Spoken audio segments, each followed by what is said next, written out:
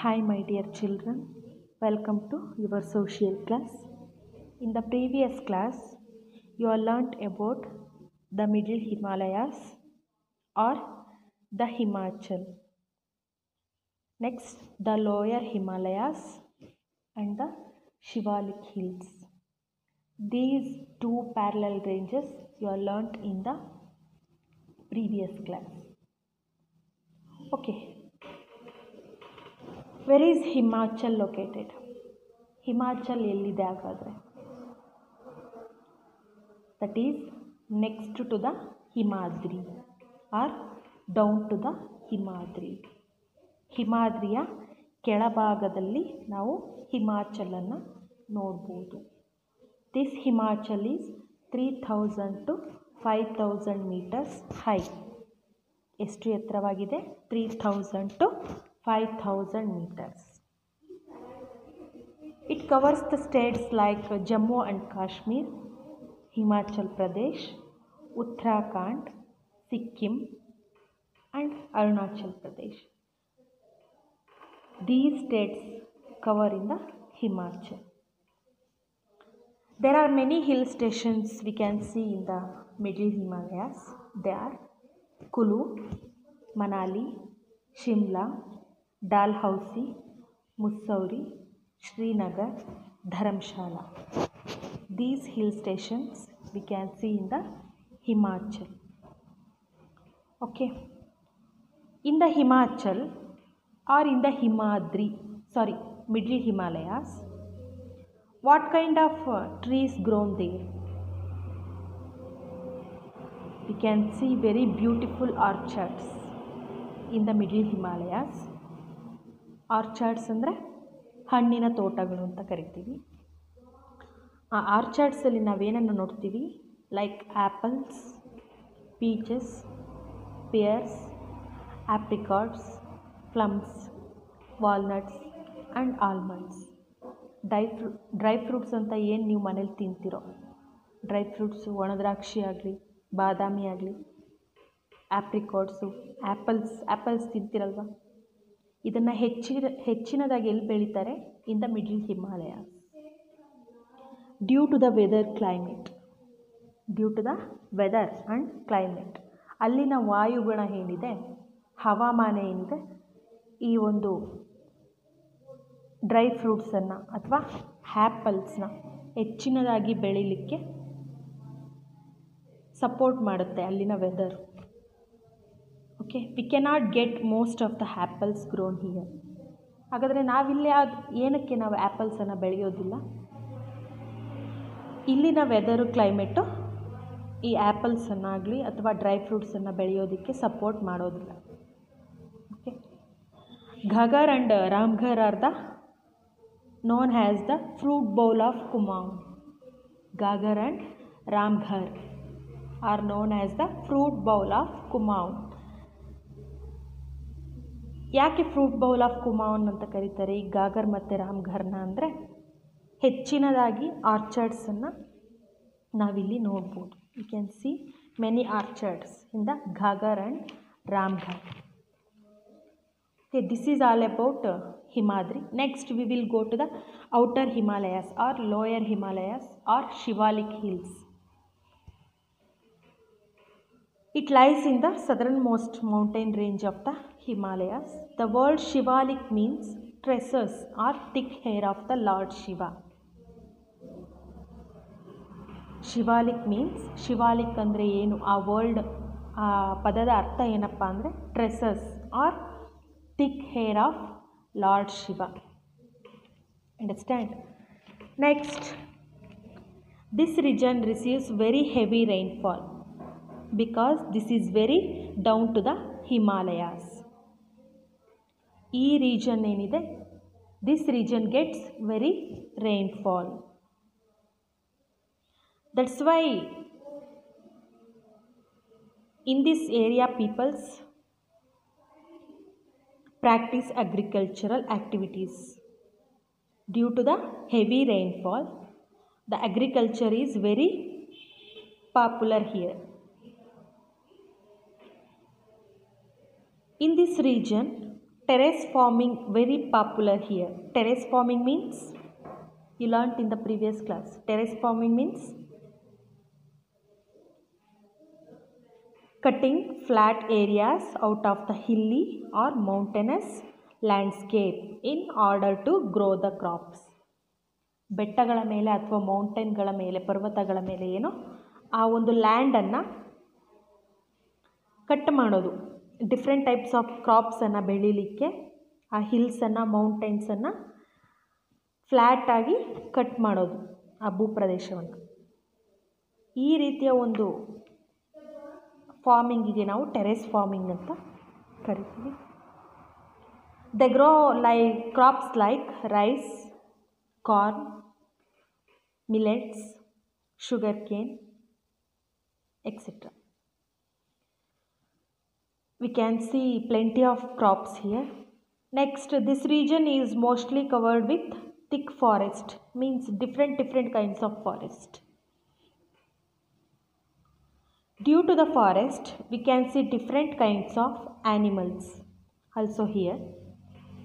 They are yak, leopard, panthers, tiger, sambas and bears are found in this region.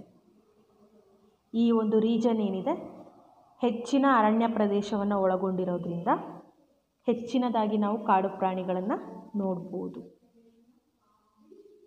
We can see different kinds of wild animals here. They are yak, leopard, panthers, tiger, sambas and bears. ಹಿಮಕರಡಿಗಳು, ಚಿರತೆ, ಹುಲಿ, ಸಿಂಹ ಅಥವಾ ಯಾಕ್, ಇವುಗಳನ್ನೆಲ್ಲ ನಾವು ನೋಡ್ಬೋದು. Next, today's class you are going to learn about valleys. Valleys means low area surrounded by mountains or hills.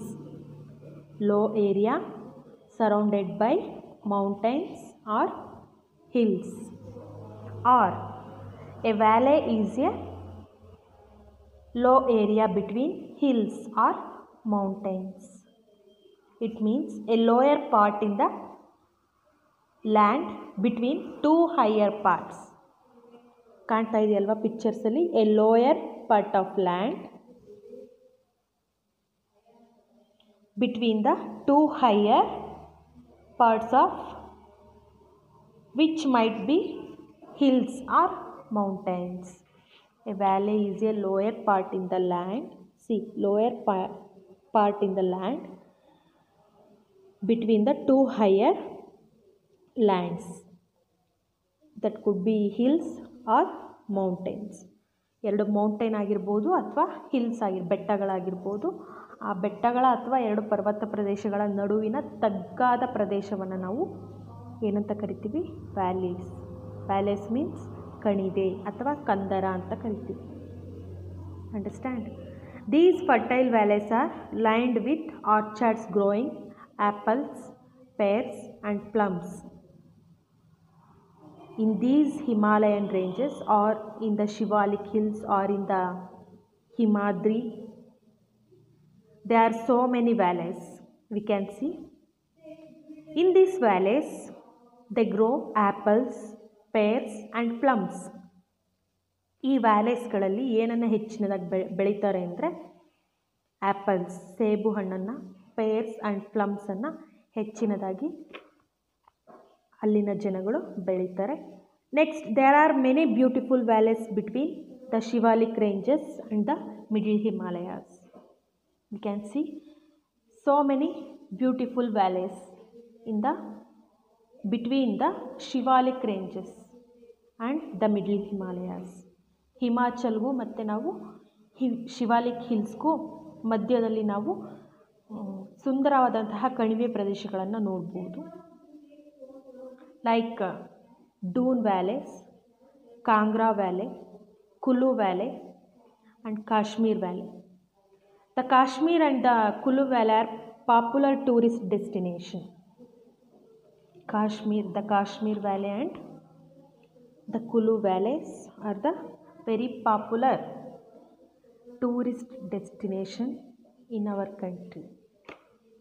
ಈ ಕುಲು valley ಮತ್ತು Kashmir valley ಏನು ಅತ್ಯಂತ ಜನಪ್ರಿಯವಾದಂತಹ ಪ್ರವಾಸಿ ತಾಣವಾಗಿದೆ ಎಲ್ಲಿ ನಮ್ಮ ಭಾರತದಲ್ಲಿ.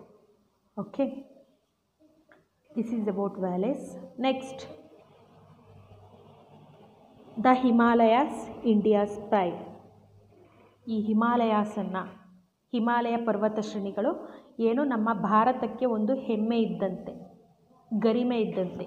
ಯಾಕೆ, ಏನಕ್ಕೆ ಆ ರೀತಿ ಕರಿತೀವಿ? Himalayas act as A compound wall that separates India from other countries and it protects from high altitude, difference in climatic and weather patterns.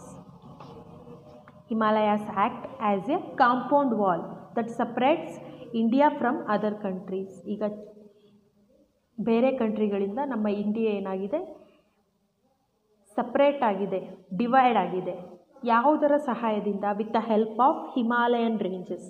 Himalaya ಪರ್ವತ ಶ್ರೇಣಿಗಳ ಸಹಾಯದಿಂದ ಏನಾಗಿದೆ, ನಮ್ಮ ದೇಶ ಮತ್ತು ಬೇರೆ ರಾಷ್ಟ್ರಗಳಿಂದ ಡಿವೈಡ್ ಆಗಿದೆ.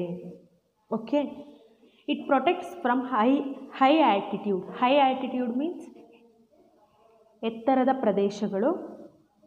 ಯಾವುದರಿಂದ ಒಂದು ಪ್ರೊಟೆಕ್ಟ್ ಮಾಡುತ್ತೆ, ರಕ್ಷಣೆಯನ್ನು ಕೊಡುತ್ತೆ ಅಂದರೆ ಕ್ಲೈಮೆಟಿಕ್ ಆ್ಯಂಡ್ ವೆದರ್ ಪ್ಯಾಟರ್ನ್ಸ್. ವಾಯುಗುಣಗಳಿಂದ ಅಥವಾ ಹವಾಮಾನ ವೈಪರೀತ್ಯದಿಂದ ಅಥವಾ ವಾಯುಗುಣದಿಂದ ಏನಾಗುತ್ತೆ, ಈ ಹಿಮಾಲಯನ್ ರೇಂಜಸ್ಸು ಪ್ರೊಟೆಕ್ಟ್ ಮಾಡುತ್ತೆ. The Himalayas act as A defence barrier and have been protecting India from foreign invasions. ಈ ಹಿಮಾಲಯಾಸು ಏನು ರಫ್ ಕ್ಲೈಮೆಟಿಕ್ ಕಂಡೀಷನ್ನಿಂದ ಅಲ್ಲದೆ ಅದರ್ ಮಿಲಿಟರಿ ಇನ್ವೇಷನ್ಸಿಂದ ಕೂಡ ಏನು ಮಾಡುತ್ತೆ, ಪ್ರೊಟೆಕ್ಟ್ ಮಾಡುತ್ತೆ ನಮ್ಮ ಕಂಟ್ರಿಯನ್ನು. ಏನು ಮಾಡ್ತಾರೆ, ಬೇರೆ ದೇಶದಿಂದ ದಾಳಿ ಮಾಡ್ತಾರಲ್ವ, ಆಕ್ರಮಣ ಮಾಡ್ತಾರಲ್ವ, ಈ ನಮ್ಮ ದೇಶಕ್ಕೆ ದಾಳಿ ಮಾಡಬೇಕು ಅಂದರೆ ಏನು ಮಾಡಬೇಕು, ಅವರು ಹಿಮಾಲಯನ್ ಮೌಂಟೇನ್ ರೇಂಜಸನ್ನು ದಾಟ್ಕೊಂಡು ಬರಬೇಕು. ಅಂಡರ್ಸ್ಟ್ಯಾಂಡ್? ಈ ರೀತಿಯಾಗಿ ಈ ಹಿಮಾಲಯಾಸು ನಮ್ಮ ಕಂಟ್ರಿಯನ್ನು ಪ್ರೊಟೆಕ್ಟ್ ಮಾಡಿದೆ. Next, the Himalayas act as a barrier to cold winds that blow from Central Asia and prevent from southwest monsoon winds.